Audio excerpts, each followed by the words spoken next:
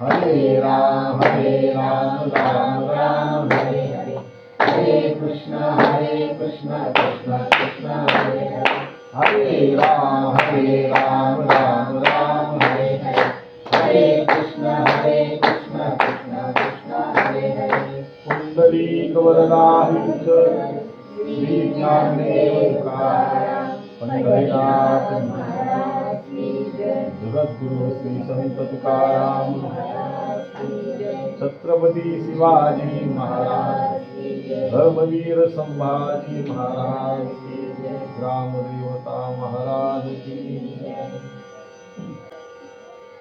आकार चरण युगुल उकार उदर विशाल, मकार महामंडल मस्तकाकारी, हे तिन्ही एक वटले, तेत शब्द ब्रह्म खळवळले, ते मिया श्री गुरु कृपानमिले, आदि बीज आता अभिनव वाग्विलासिनी, जी चातुर्यार्थ कला कामिनी, ती शारदा विश्वमोहिनी, नमस्कारिणी मिया, दयाच्या संगतीने विराग झाला, मनोदरीचा जडभास केला, साक्षात परात्मा मज भीतविला, विसरू कसानी श्री गुरुपादुकाला,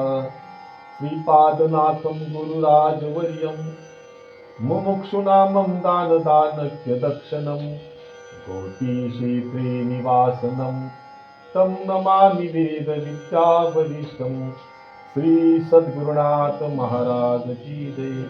भगवान श्री गरुडराज महाराज की जय। सच्चिदानंद आनंद घन विश्वव्यापक अखिल कोटी ब्रह्मांड नायक आदी करून संतांच्या चरणांची नतमस्तक होऊन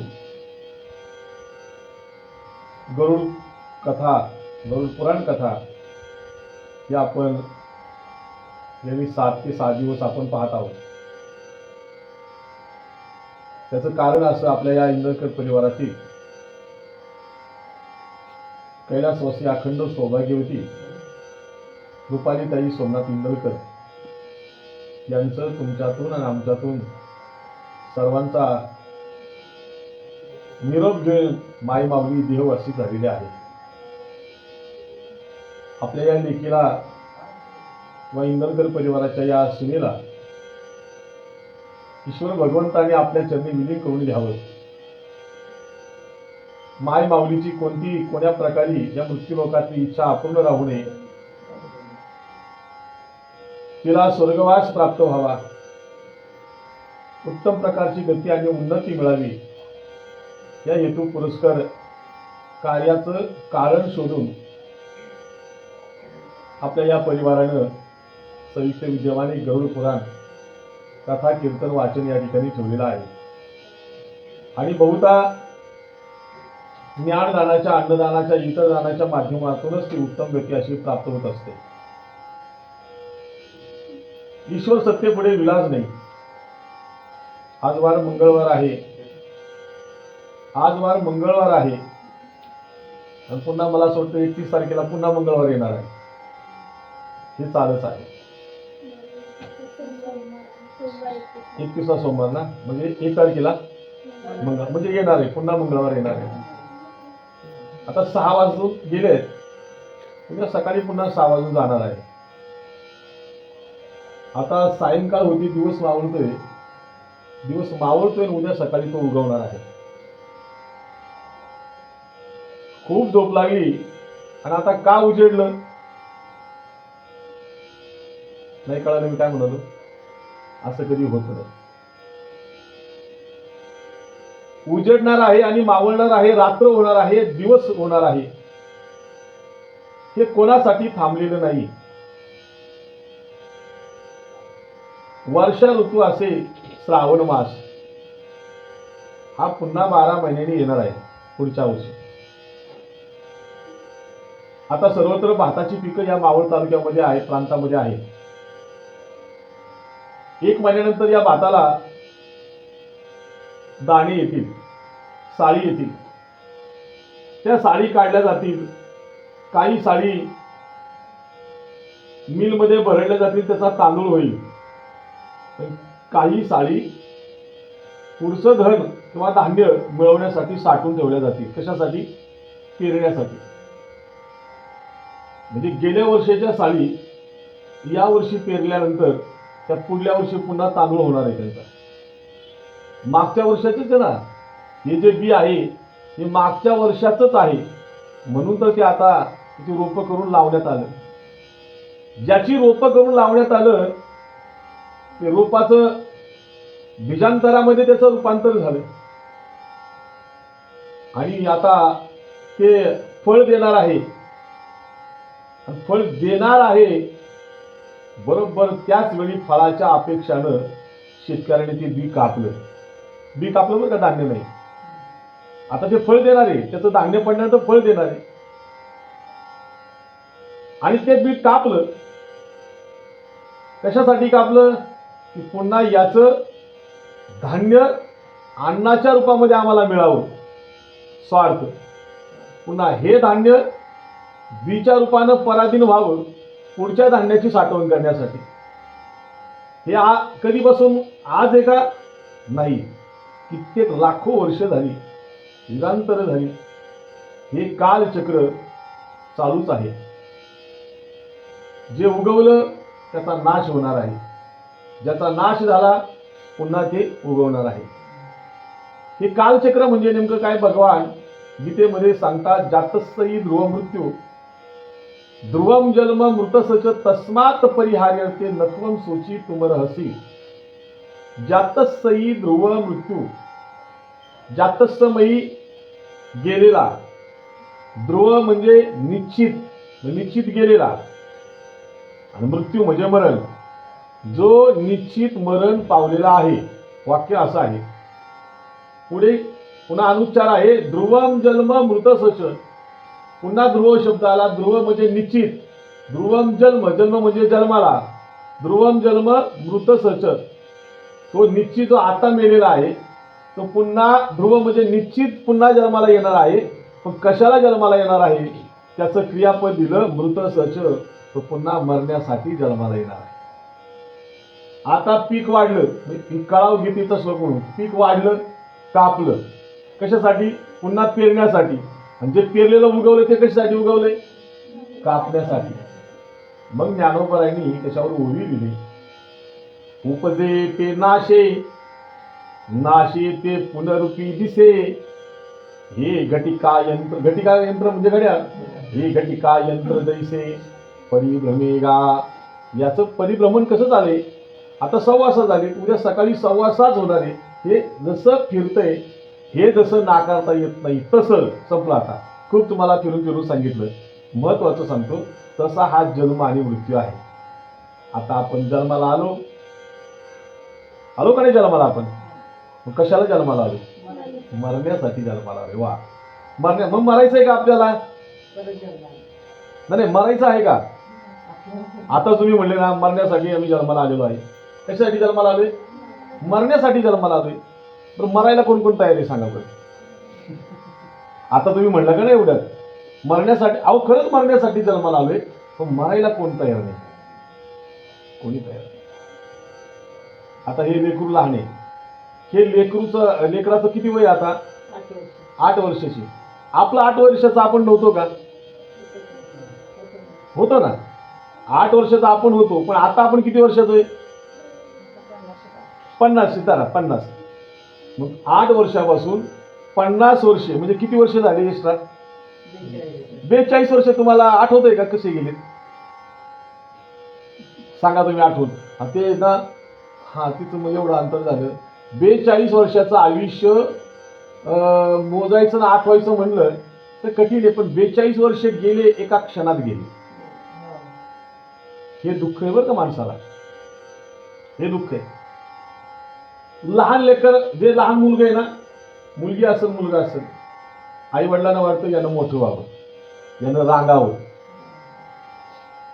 ते अंथरुणातून त्यानं रांगावं, रांगणाऱ्या मुलांनी चालावं, चालाव्या मुलांनी पळावं, पळावं, पळता पळता त्यांनी खेळावं, खेळता खेळता दुसऱ्याची मोठाली मुलं पाहिजे की यानं मोठं व्हावं, मोठं झालं यांनी तरुण व्हावं, तरुण झालं कर्तबदार व्हावं, आणि आता लग्नाचं वय जर याचं लग्नही व्हावं. बरं का, ऐका काय म्हणतोय. लग्न झाल्यानंतर मुलं बाळी व्हावं, पुन्हा हा प्रपंचाच्या जबाबदारीत यावा, 50 वर्ष याचं व्हावं, हा अमृत महोत्सवापर्यंत पोचावा, हा म्हातारा व्हावा. आई काय मागणी करते, माझ्या लेकराला देवा म्हातारे दे बाबा, मी म्हातारा व्हावा. म्हणजे शून्य अवस्थेमध्ये असणारा ते लेकरू आता वृद्ध अवस्थेला गेले. मग हे जात असताना दुःख झाले का आपल्याला? कोणाला दुःख झाले? मी आता मोठं झालोय. तुला दुःख झाले मोठं झालं ना? दुःख आहे ना. कशाचं दुःख आहे? जबाबदाऱ्या या सगळ्या गोष्टी आहेत ना. लहानपणी कसं न कळत आपण असतो, सगळं आपल्याला आयतं भेटतं, म्हणजे हवं तो हट्टच पूर्ण होतो. जबाबदाऱ्याचं ओझं नसतं अंगावरती, सगळे हसून खेळून असतो आपण, बाहेर तिकडे खेळायला भेटतं, काही करायला भेटतं. त्याला नेमतं पण म्हणतात. मग आता मोठं व्हायचं नाही का?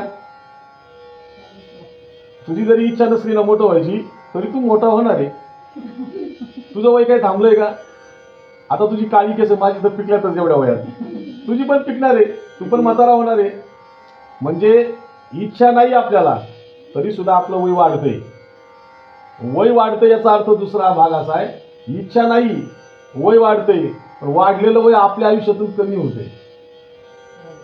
ज्याचं कमी होणाऱ्याकडे लक्ष जास्त आहे ती माणसं समाजात मोठी होतात.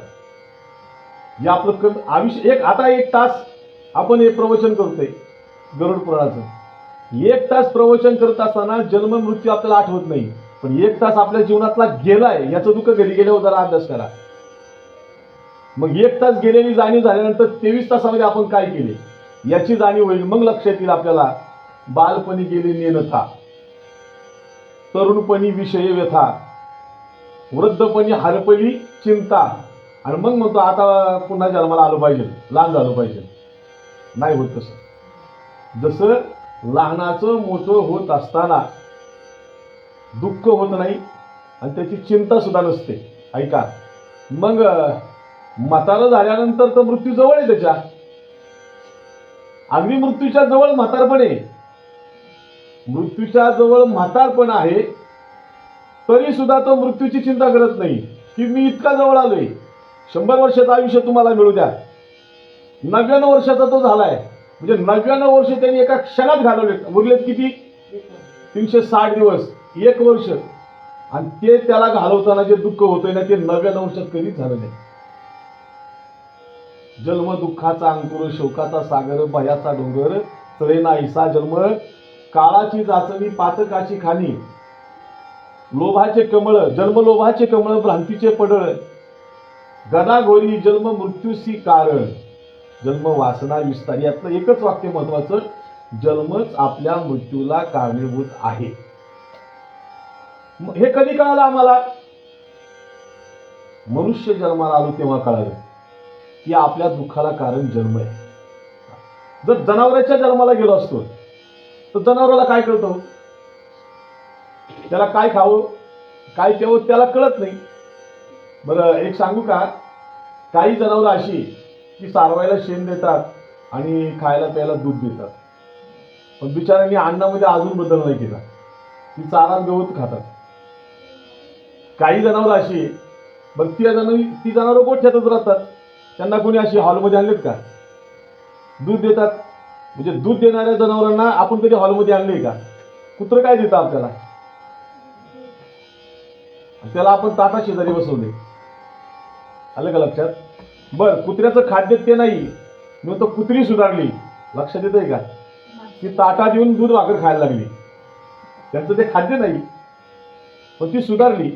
आणि ज्याचं खाद्य जे नाही तो ते खायला बाहेर गेला. म्हणजे विचार करा.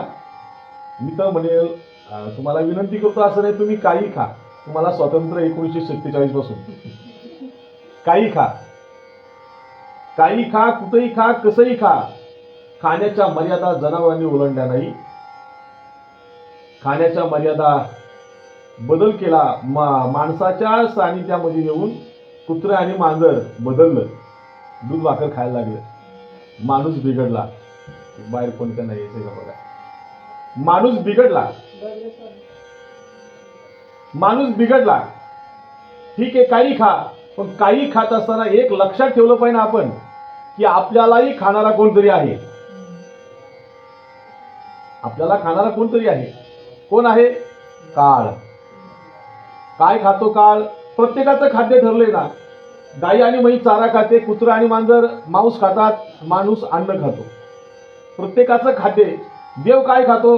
देव तुमच्या अंतःकरणातला भाव खातो. मग काळ काय खातो? काळ म्हणजे मृत्यू. काय खातो? आयुष्य खातो. आयुष्य खातो. गेली 40 वर्ष त्यानं माझं आयुष्य खाल्लंय. किती शिल्लक राहिले हे पण खाणारी माणसं सांगत नाही बरं का. म्हणजे ते आमदार असो नाही ते खाणारे खासदार असो नाही तर मंत्री लोक कोणी असून ते किती खातात ते सांगत नाही. तर सांगितलं कोणी आम्ही या रोडमध्ये एवढी टक्केवारी खाली, नाही सांगत. तसा काळ सुद्धा आपलं आयुष्य खातो, पण आता किती शिल्लक राहिले हे सांगत नाही. आणि म्हणून आम्हाला दुःख होतं. आम्हाला मृत्यूची इच्छा नसताना सुद्धा आम्हाला मरावं लागतं. आणि हे कधी कळालं आपल्याला? अहो, माणसाच्या जन्माला आलो म्हणून कळालं. कारण संत महात्म्यांनी सांगितलं इतर जन्मामध्ये हा विचार नाही. पशु काय पाप पुण्य जाणती. जनावराला पाप कळत नाही आणि पुण्यही कळत नाही. म्हणजे काय? आहार निद्रा भय मैथून या 4 गोष्टी जनावरांमध्ये पण आहे, माणसामध्ये पण आहे.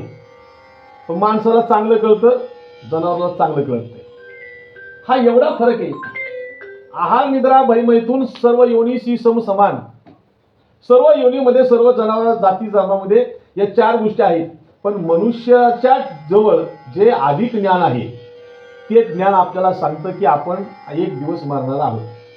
जनावरांना नाही कळत ते कधी मरणार, आपल्यालाही कळत नाही मरणार. पण हा जन्म मनुष्याचा आहे आणि म्हणून हे आपल्याला चांगलं कळतं. म्हणून आपण एक दिवस मरणार आहोत, निश्चित मरणार आहोत. आणि हा जन्म जो मनुष्याचा मिळालेला आहे हा पुन्हा वारंवार नाही मिळत. शेवटच. आता जो मिळालेला जन्म आपल्याला हा शेवटचा आहे. हा नरदेह म्हणजे हा मनुष्याचा देह धारण करण्यासाठी तुम्हाला गणित कळतंय का काय माहित नाही, 84 लक्ष जन्म उदरातून घ्यावा लागतात आपल्याला. मी शब्द नाही वापरला. 84 लक्ष उदर आहे, पोट आहे, त्या पोटातून आपल्याला जन्म घ्यावा लागलाय. कोणत्या कोणत्या? किडा, मुंगी, कुत्र, मांजर, हाती, वाघ, लांडगा, जेवढे पशु पक्षी या सगळ्यांमधून आपण जन्माला येत येत येत येत येत येत येत येत येत 84 लक्ष योनी आहे का? बर, त्याच्यामध्ये एका एका जन्माला कोटी कोटी फेरा. एक कुत्र्याच्या जन्माला कोटी वेळा जन्माला यावं लागते. अशा 84 लक्ष गुणिले 1 कोटी. आता तुम्ही मोबाईलवर नंतर करा. एवढा जन्म झाल्यानंतर मग आपल्याला अनर्य मिळालाय. सहज नाही मिळाला. नाही आमच्या आई वडिलांचं लग्न झालं म्हणून आमचा जन्म झाला असं नाही. ते एवढं फिरून आलोय आपण. राड गाडगं माहिती पाहिलं कुणी? राड गाडगं असं विहिरीमध्ये राड गाडगं फिरलं, पाण्याचं मोठंच पाण्याचं. त्याला सगळे डबे लावलेले असतात. जसा डबा जन्म घेऊन पाणी भरून येतो आणि पुन्हा खाली असा आला रिकामा होतो, तसं आपलंय. आपण हे सगळं फिरून आलेलो आहे. असं फिरून आलोय आणि आता जन्माला आलोय. आताच याच्या मागे किती वेळा जन्माला आलो, किती वेळा जन्मा यावे शब्द पहिलाच प्रश्न आहे. किती वेळा? पहिल्यांदाच आलोय असं नाही. अनेक वेळा आपण जन्माला आलो ना अनेक वेळा मेलो. तरी सुद्धा आपण अनेक वेळा मरून सुद्धा आपण मृत्यूला घाबरतोच आहे. का मृत्यूला घाबरतो आपण? बरं मला सांगा, तुम्ही वाघ पाहिलाय का? टीव्हीत तरी पाहिलं असेल ना, चित्रामध्ये. वाघ पाहिलाय. बर, कधी विषारी सर्प नाग पाहिलाय का? पाहिलाय. एवढासा अंगठा एवढासा एक विंचू असतो, तो पाहिला का कधी?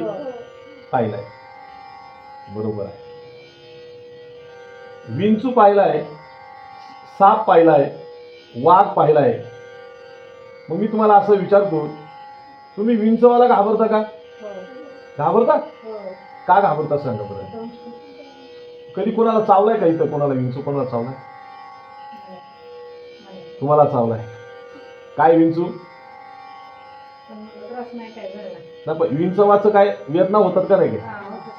सर्वांगी वेदना जाण त्या विंचवाची, त्या विंचवाचं ते चावतं एवढीशीच नांगी केसा एवढी, ती कुठंतरी शरीराला अशी एवढीच जाते, 1 mm अर्धा mm, पण ती इथं जर अंगठ्याला चावली तर इथपर्यंत मुंग्या येतात. मग ते ज्याला चावलाय ना मग त्याला विचारतात दुसरी आजी मावशी, अरे कुठपर्यंत आलाय? तो म्हणतो इथपर्यंत आलाय. इथपर्यंत आलाय म्हणजे तो चावून कुठं गेलाय पण आलाय कुठपर्यंत? इतक्या वेदना त्या विंचवाच्या आहे. आता ज्याला पहिल्यांदा विंचू चावलाय त्या विंचवाची त्याला जाणीव झाली, त्या विंचवामुळे शरीराचा दाह होतो. बरोबर? तुम्हाला एक भारूड माहित असं नाथबारांचं, अग ग ग ग ग, अग ग ग या शब्दाचा अर्थ काय आहे का? अग ग म्हणजे अरे बापरे, हे खरं नाही, हे बेकार आहे. देवा रे देवा, आता काय मी करू, कुणाला सांगू, हे काय वेदना आहे या. म्हणून आपण विंचवाला घाबरतो. बर, का घाबरतो? चावलाय त्याच्यामुळे वेदना होतात म्हणून आम्ही त्याला घाबरतो. बरोबर आहे. आपण सापाला घाबरतो का? विषारी घाबरतो का नाही? का? सर्पदंशाने मृत्यू होतो. साप चावल्यावर मृत्यू होतो. आणि ज्याचा साप चावल्यावर मृत्यू होतो त्यांनी नागपंचमीच्या दिवशी पिठाचे 5 नाग बनवायचे असतात बरं का, आणि त्याला नैवेद्य दाखवायचा असतो, तेव्हा त्याची मुक्तता होत असते. ते आला विषय होगात म्हणून गरुड पुराणात सांगून जातो. म्हणजे सर्पदंशानं मृत्यू होतो. भयानक सर्प आहे. आता ताता ताता साप चावला. बरं का, आता ताता ताता साप चावला. वासुकी सर्प मोठा दारुण, दारुण म्हणजे मोठा. क्रोधे बैसला बेळी जाऊन. वासुकी सर्प हा रागीत आहे, क्रोधी आहे, तो बिळात जाऊन बसलाय. तो बिळात जाऊन बसलाय त्यामुळे मला काही दिसलं नाही.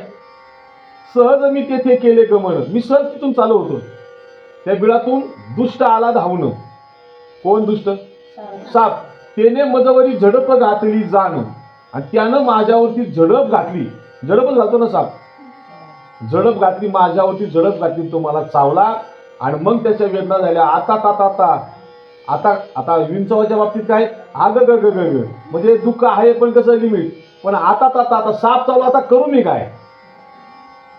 कारण विंचवापेक्षा सापाचं विष जास्त आहे.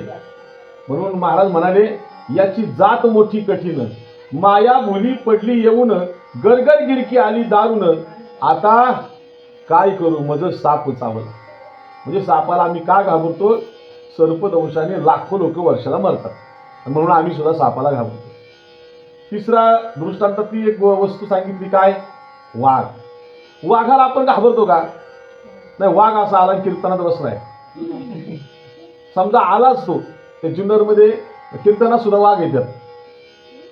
सत्याला कीर्तन असताना कीर्तन चालू झालं, फक्त माणूस पळालेला कळायला पाहिजे, तर कीर्तनात थांबतच नाही लोक. वाघच, कारण पुढून येईन सांगता येत नाही.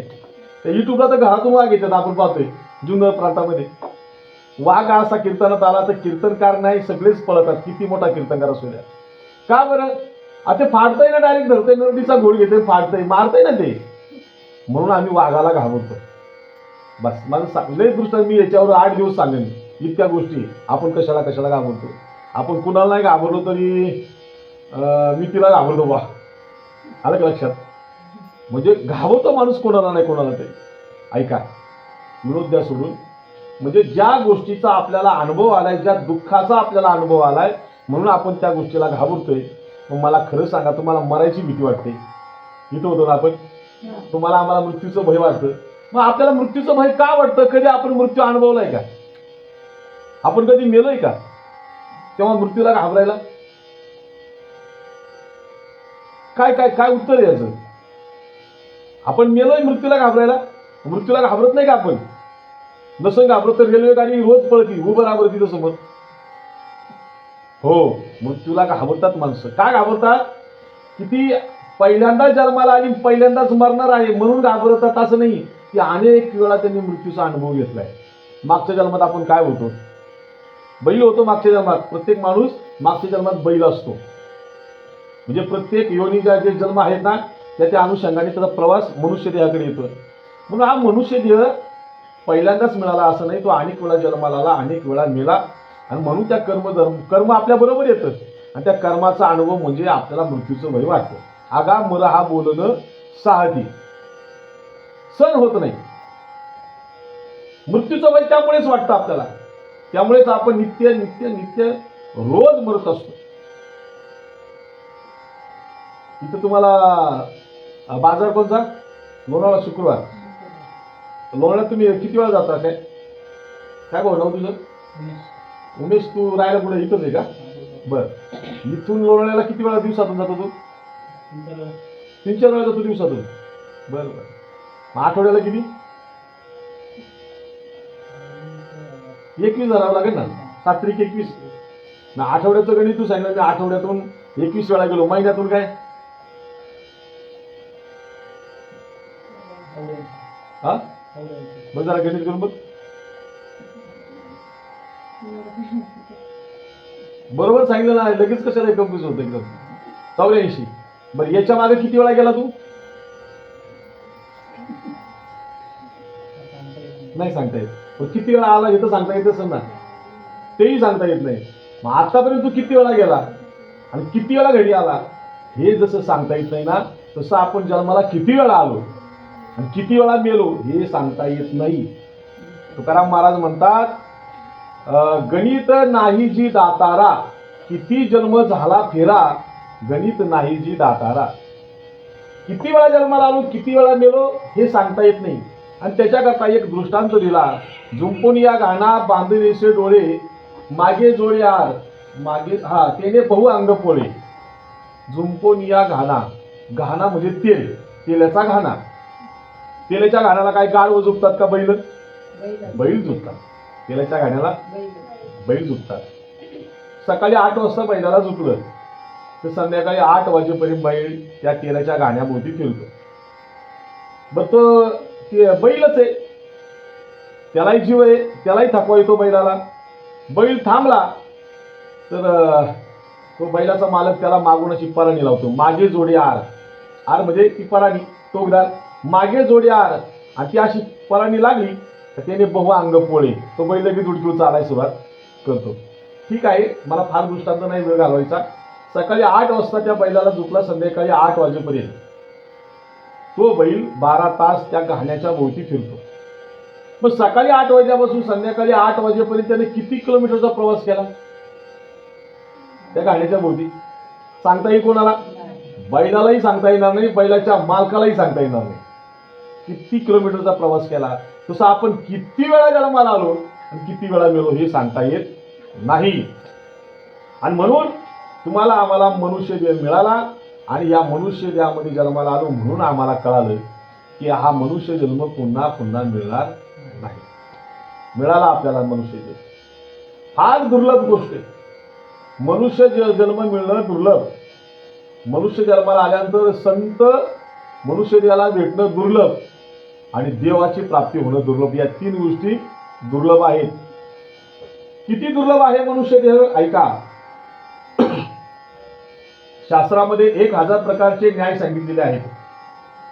त्याच्यातला 1000 प्रकारचा जो न्याय आहे म्हणजे 1000वा, त्या 1000वा न्यायाला शास्त्राने सांगितले काक ताली न्याय.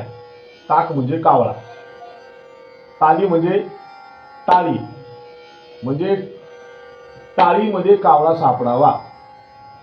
बरं, कोणाच्या हातात टाळी कोणाची टाळी वाजते? आंधळ्यानं टाळी वाजवली त्याच्या हातात कावळा सापडावा. अहो, चांगल्या डोळस माणसाला कावळा धरता येत नाही, पकडता येत नाही, इतका चतुर कावळा. पण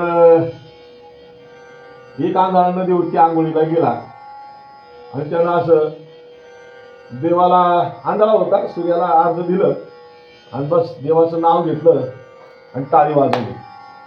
अशी वर पाण्यात असताना टाळी वाजवली आणि त्याच्या टाळीमध्ये काय सापडला? कावळा सापडला.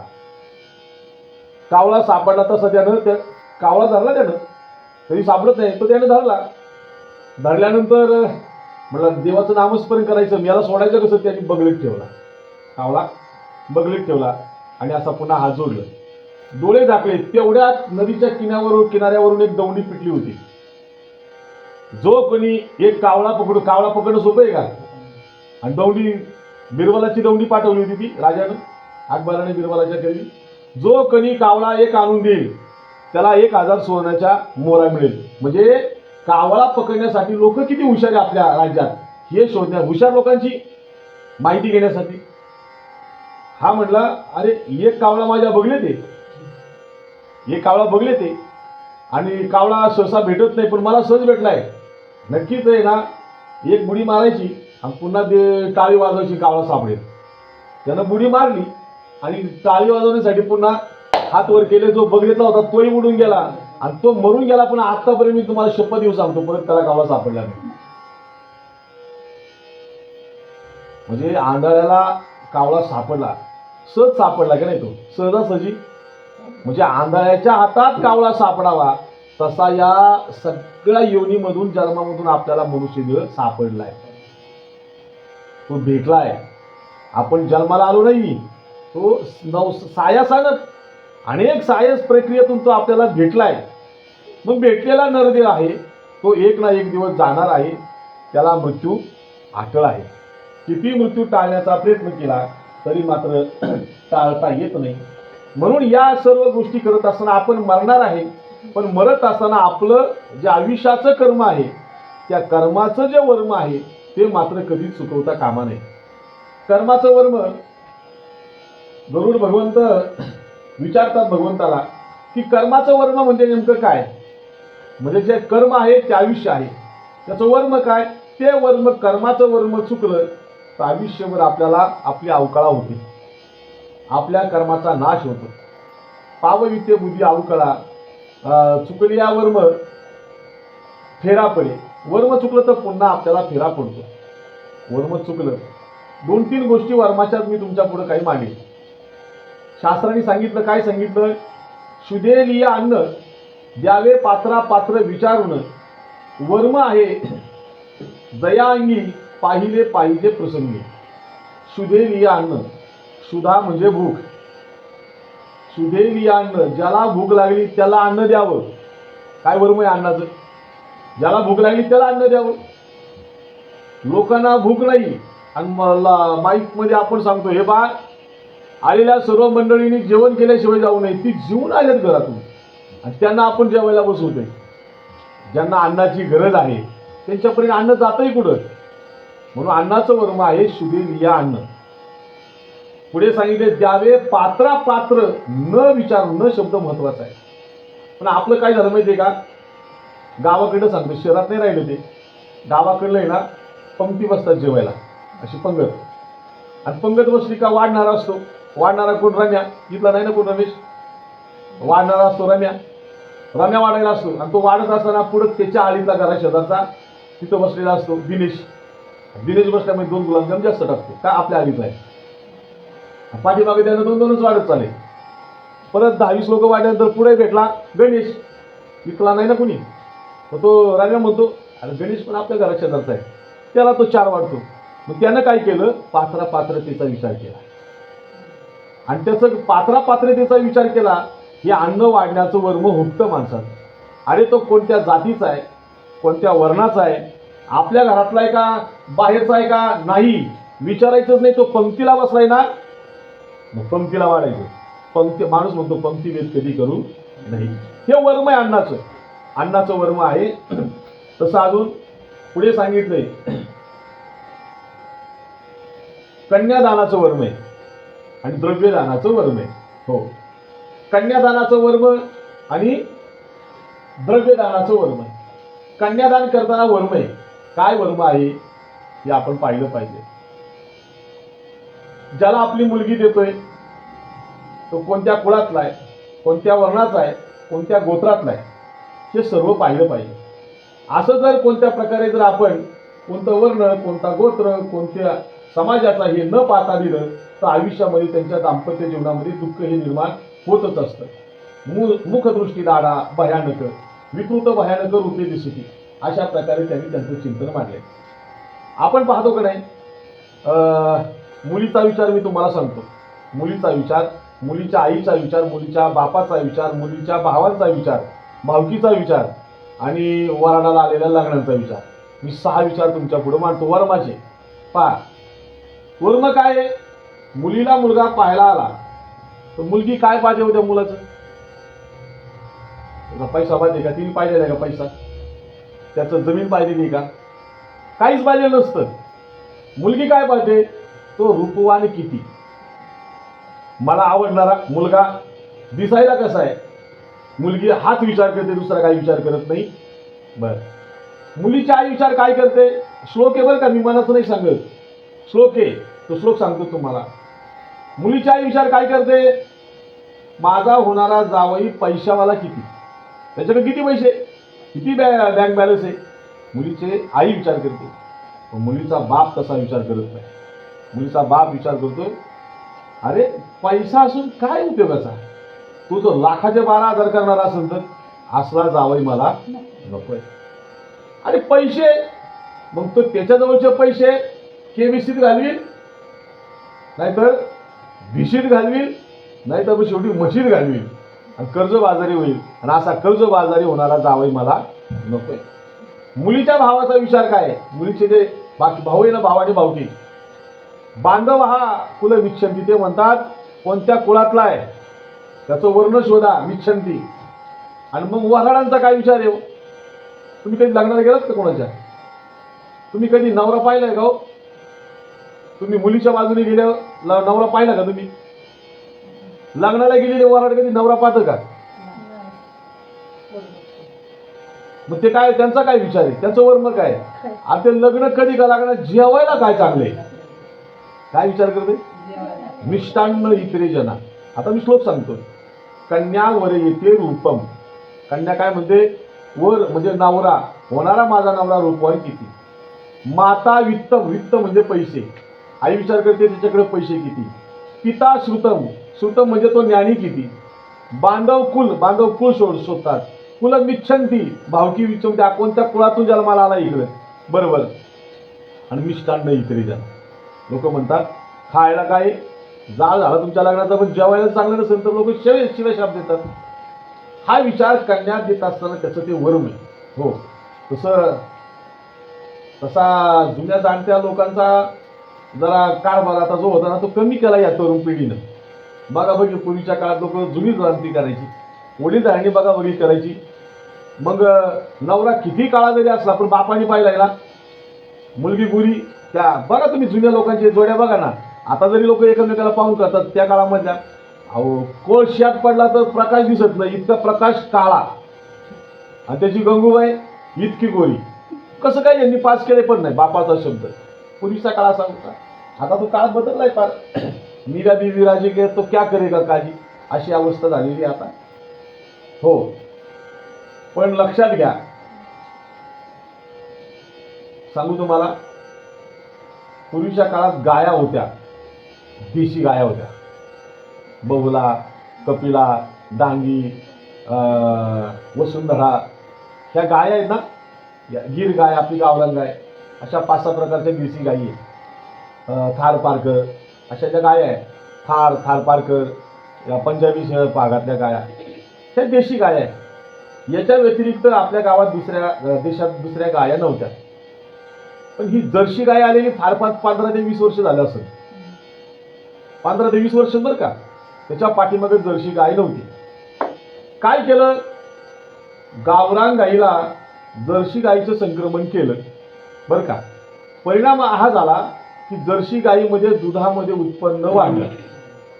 आता खरं सांगा, गावरान गाईच्या दुधामध्ये जो गोडवा आहे तो जर्सी गाईच्या दुधात आहे का? नाही ना, अजिबात नाही. बरं ऐका, अजून तुम्हाला सांगतो. तुम्हाला अहमदाबादी बोरं कुणी खाल्ल्यात का, पाहिल्यात का? कलमी बोरं. बोर या भारत देशातलं बोराचं साईज किती होती? चिनी बोरं, आणि झाडा लागलेली फार तर ती एवढी नाही का, ती आंबट गोड बोर, एवढंच बोर. याच्या पलीकडे एवढं बोर कधी पाहायला भेटलं नाही. पण ते एवढ्या बोरावरती संक्रमण केलं बरं का. आणि त्याचं ती बोरं आता परिस्थिती चांगली सुधारली, माझ्यासारखी परिस्थिती चांगली सुधारली, मोठमोठाली बोरं झाली बरं का. पण जो गोडवा गावरान बोर होते, गोडवा जो गावरान बोरा ते तो त्या कलमी बोरामध्ये तो गोडवा नाही. वर्म चुकलं तर गोडवा निघून जातो. मग तो वस्तूतल्या खाण्यातला असू द्या, घरातल्या कोणत्या वस्तूतला असू द्या, कशातला असू द्या, किंवा दाम्पत्य जीवनातला असू द्या, वर्म उकलं तर दुःख हे भोगावंच लागतं, हे निश्चित आहे. मग आता चौथं वर्म सांगितलं कशाचं? धर्माचं वर्म, म्हणजे धनाचं वर्म. काय वर्म आहे? वर्म हुकलं तर दुःख भोगावं लागतं, नरकात सुद्धा पडावं लागतं. आपण कोणाला दान करतो तो त्या दानाचं काय करणार आहे हे बारकाईने दान करणाऱ्यानं पाहिलं पाहिजे. जर दान करत असताना आपण कोणाला दान देतो हे जर नाही पाहिलं तर वर्म हुकतं. अहो, बँक सुद्धा कर्ज देताना विचारते, तुम्हाला आम्ही कर्ज देतोय, तुम्ही या पैशाचं काय करणार? विचारते बँक. व्यवहार आहे. नाही, आपण बँकेत लोन काढलं 10 लाखाचं, कशाला गाडीला काढलं, घर बांधाय काढलं, आणि तेच 10 लाख रुपये जर आपण मजा मौज करायचं, मटका किंग गुटका किंग बसलो, तेच जर पार्ट्या करत उडवलं ते पैसे, तर मग पैसे बँकेचं आहे, म्हणजे बँकेचा हप्ता येणार आहे ना. मग हप्ता तो कशाला फेडणार? उत्पन्नाला साधनच नाही ठेवलं काही आपण. मुद्दल होती, पण मुद्दलामध्ये तोटा केला ना, ऐसा उडीवतो खोटा, ही अवस्था झाली. मग बँक विचार करते. एकदा द्वापार युगामध्ये काय घडलं? कौरव पांडवांचं फार मोठं युद्ध झालं. कौरव पांडवांचं युद्ध झाल्यानंतर कौरव मारले गेले. पांडवांना राज्य, हस्तिनापूरचं राज्य मिळालं. आणि पांडवांचा मोठा भाऊ युधिष्ठिर, म्हणजे राजा धर्मराजा, युधिष्ठिर, भीम, अर्जुन, नकुल आणि सहदेव हे 5 भाऊ. मोठ्या भावाला राजगादीवर बसवलं. आनंद झाला. राजसूय यज्ञ झाला. राजसूय यज्ञामध्ये फार मोठं दान धर्म झाला. दान धर्म करत असताना वस्त्रदान झालं, गोदान झालं, म्हणजे लाखो कोट्यावधी काही दान केल्या, कितीतरी प्रकारची वस्त्र दान केली, कितीतरी लोकांना, गोरगरिबांना धान्य दान केलं.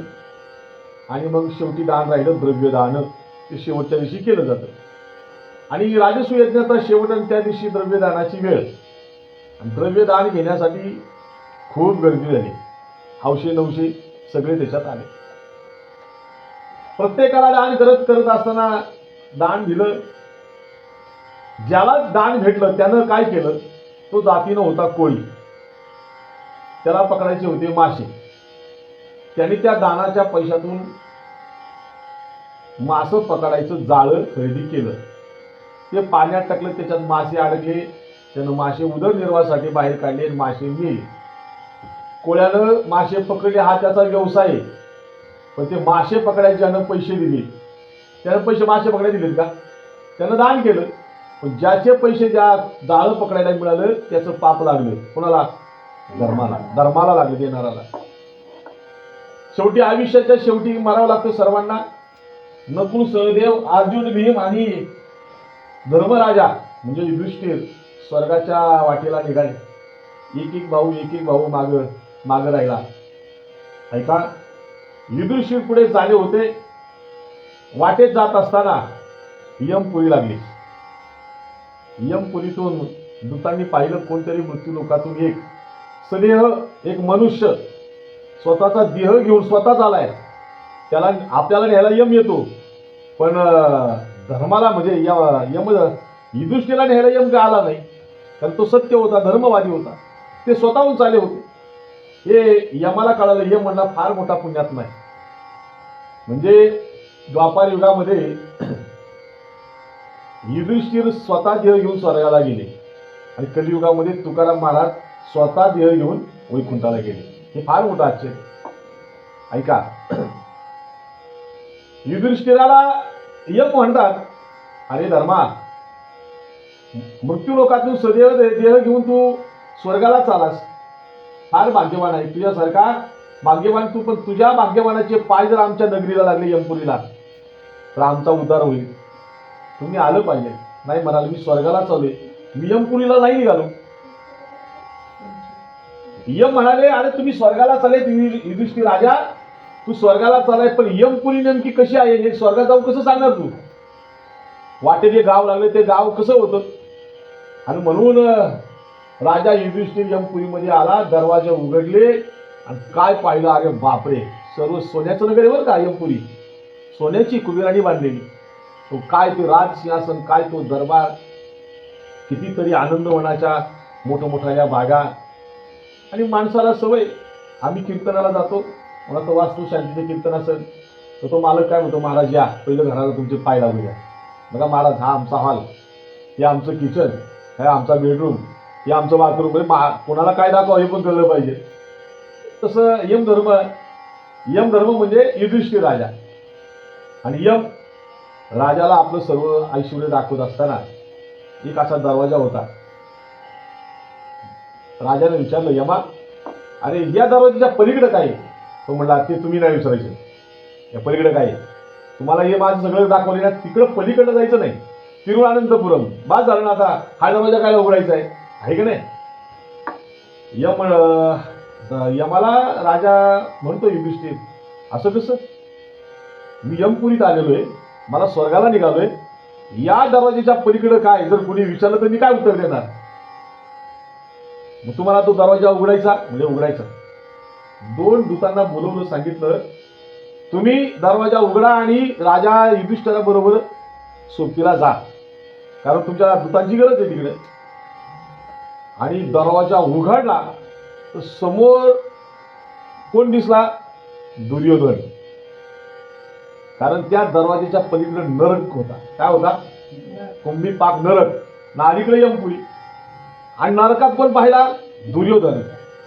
जसं गावाकडे एखादी एसटी आली तर एसटीतून कोण कोण उतरतंय हे घरातील लोक बघतात बरं का.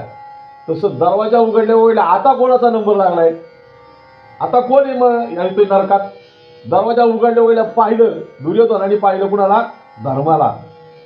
धर्माला पाहिलं युधिष्ठिराला. तर दुर्योधन विचार करतो, अना अवघड जायचं दुखणं आलंय, मी नरकात पडलोय. हे जर युधिष्ठिराला कळालं तर युधिष्ठिर अख्ख्या लोकांना सांगेल सृष्टीला की दुर्योधन नरकात आहे. म्हणून त्यानं तिथंच नरकात उडी मारली, त्या घाणीत. नरक म्हणजे घाण, त्या घाणीत उडी मारली कोणी? दुर्योधनाने. पण हे पाहिलं युधिष्ठिराने. युधिष्ठिर विचार करतो, अरे काही झालं तरी माझा भाऊ येतो, सक्का चुलत भाऊ आम्ही, नरकात पडलाय माझा भाऊ, आणि माझ्या भावाला मी नरकातून बाहेर काढू शकत नाही, मग मी काय कामाचा? जो पुण्य करतो ना त्याचे हे विचार आहे. गेला तिथपर्यंत आणि आपल्या शस्त्राच्या बाह्या मागे सारल्या आणि असा कोपरावर हात त्या नरकात घातला. कोणी? धर्मराजाने कोपरावर हात नरकात घातला आणि असं पाहिलं हातला, पण हाताला काही पुढे दुर्योधन लागला. दुर्योधन म्हणतो, याच्या हाताला जर माझा हात लागला तर हा सगळीकडे सांगेल की मी दुर्योधनाला नरकातून बाहेर काढला. हे मेल्यानंतर सुद्धा यांचा स्वभाव जात नाही. आणि म्हणून कोपरावर हात नरकात गेला आणि ते जे दूध पाठवले होते ना 2, ते दूध युधिष्ठिराला हसल्यानंतर युधिष्ठिर म्हणतो, अरे मी युधिष्ठिर राजा आहे, मी काही मेलेलो आहे का मला इथे हसायला? मी सध्या चालू आहे वैकुंठाला, स्वर्गाला. आणि हे सेवक यमाचे दूत मला हसतात. विचारलं त्यांना, तुम्ही मला का हसता? अहो नाही, आम्ही सहज हसलो. असं सहज हसणारे तुम्ही काय आयऱ्याघरच्या एक झोपडपट्टीत नाही का? तुम्ही यमाचे दूत आहे, ज्या अर्थी माझ्याकडे पाहून हसता त्या अर्थी मला तुम्ही हसण्याचं कारण सांगितलं पाहिजे. म्हणजे महाराज नका विचारू आम्ही का हसलो, नाही सांगितलंच पाहिजे, नाही तर मी शाप देईल. शाप देईल म्हटल्याबरोबर ते दूत म्हणाले, महाराज तुम्ही जिथं उभा आहात तो नरक आहे. ज्या अर्थी तुम्ही नरकात आलात बरं का, त्या अर्थी तुमच्याकडून काहीतरी वर्म हुकले. ऐका, ज्या अर्थी तुमचा कोपरावर हात नरकात गेलाय त्या अर्थी तुमच्याकडून पाप घडले. बघा ना किती विशेष आहे. तो म्हणला, पाप मी धर्म आणि माझ्याकडून पाप कधीच शक्य होणार नाही. म्हणलं, तर तुम्ही म्हणताय चोर कधी म्हणतो का मी चोरी केली? अहो तुमचं जे गुप्त आहे ना चित्र, ते गुप्त चित्र रेखाटणारा इथं चित्रगुप्त आहे. कुठं? यमपुरीमध्ये. तो सर्वांचं तुमचं गुप्त चित्र तो तिथं रेखाटत असतो. तुमच्या ललाटपत्रिकेचे सर्व त्याच्याकडे लिखाण असतं. चला म्हणले न्यायालयात. दंडाधिकारी यम सर्वोच्च न्यायालयामध्ये त्या ठिकाणी बसलं. वकील पत्र घेतलेलं त्या चित्रगुप्तानं एक एक एक एक पान काढलं. वा, जन्माला आल्यापासून युधिष्ठिराचं कुठंच पाप नाही. वा, एक एक पान काढलं. एक एक पान झालं, प्रत्येक पानावरती प्रत्येक ठिकाणी, आणि मग प्रत्येक ठिकाणी पुण्य पुण्य पुण्य आणि इथं काय म्हणजे इथं जरा थोडी गडबड आहे. काय झाली इथं गडबड? कोण म्हणतंय? चित्रगुप्त. अहो म्हणाले, धर्मा तुम्ही राजा झाल्यानंतर जो दान धर्म केला ना, ते दान धर्म करत असताना जरा तुमचं वर्म चुकलं. म्हणजे काय वर्म चुकलं? तुम्ही जे दान धर्म केलं ना, त्यामध्ये एक कोळी होता. त्या कोळ्यानं तुम्ही दिलेल्या दानाचं मासे पकडण्यासाठी जाळं घेतलं. त्या जाळ्यानं मासे पकडले, मासे गतप्राण झाले, आणि ते मासे तुमच्या पैशामुळे गतप्राण झाले. त्याचं पाप तुम्हाला लागलं, आणि म्हणून तुमचा कोपरावर हात नरकात गेला. आता मला सांगा, फक्त यानं दान केलं, दान करून सुद्धा नरकात जाण्याची वेळ कुणाला आली? धर्मावरती आली. तर तुमच्या आमच्या जीवनात किती पाप घडले, कुणी मोजले हो? आपण कोपरावर नाही जाणार, शेंडी सुद्धा दिसणार नाही, आपली केस सुद्धा दिसणार नाही, इतकं आपला पुढे तो भव नदी तापा. म्हणून दान धर्म करत असताना वर्म कधी हुकून देऊ नका. हो, आणि म्हणून वर्म करत असताना आपण आता उत्तरार्धामध्ये 18व्या अध्यायामध्ये प्रवेश केलेला आहे. तो सुरुवात सांगतो. या अध्यायामध्ये भगवंतांनी सांगितले आहे की जर गर्भातच मूल मेले, अगर गर्भपात झाला तर कोणत्याही विधीची गरज होत नाही. तान्ह्या मुलाला जर मृत्यू झाला तर कशाचं दान करावं, कोण्या प्रकारे त्याला दान केल्यानंतर ते त्याला पावले जाते, असा विधी या 18व्या अध्यायामध्ये सांगितलेला आहे. आणि 18व्या अध्यायाच्या शेवटी सांगितलेले आहे काय? अन्नापेक्षा श्रेष्ठ दान कोणतेही नाही, पतीहून श्रेष्ठ कोणते दैवत नाही, आईहून श्रेष्ठ कोणते तीर्थ नाही, आणि नामाहून श्रेष्ठ कोणता धर्म नाही. याचं चिंतन आपण उद्याच्या समयाला करणार आहोत. म्हणून त्यातही राम हा 2 अक्षरांचा मंत्र अति पवित्र आहे. तो काशीमध्ये भगवान शंकर त्याचं नामस्मरण करतात. म्हणून आपल्याला उद्याला नाममहिमा आणि प्रत्येक गोष्टीचं चिंतन आपल्याला उद्या शेवटच्या अध्यायामध्ये करायचं आहे. आजच्या वाणीला या ठिकाणी पूर्णविराम. विठ्ठल विठ्ठल विठ्ठल. पुंडलीक विठ्ठल. श्री ज्ञानदेव तुकाराम पंढरीनाथ भगवान की. माऊली ज्ञानेश्वर जगद्गुरु संत तुकाराम महाराज की जय. भगवान श्री गरुड महाराज की जय.